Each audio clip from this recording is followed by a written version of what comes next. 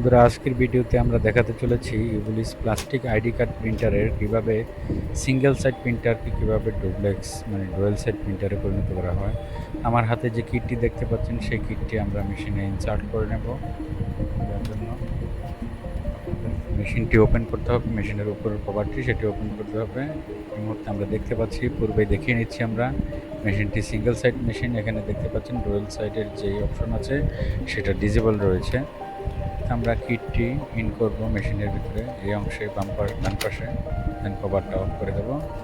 কিছুক্ষণ অপেক্ষা করব, সেই কিট থেকে আপডেট নিয়ে নেবে। আপডেট হচ্ছে, প্রোগ্রাম আপডেট হচ্ছে,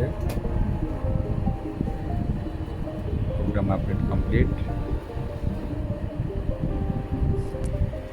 যে প্রোগ্রাম আপডেট কমপ্লিট, আমরা কিটটি বের করে নিয়েছি।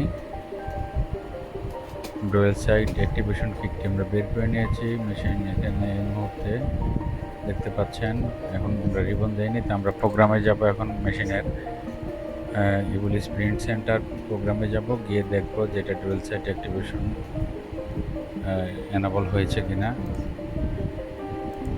রিবন, দেন এখানে দেখতে পাচ্ছি ডুয়েল সাইড অ্যাক্টিভেশন যে প্রোগ্রামটি রয়েছে সেটা এনাবল হয়ে গিয়েছে।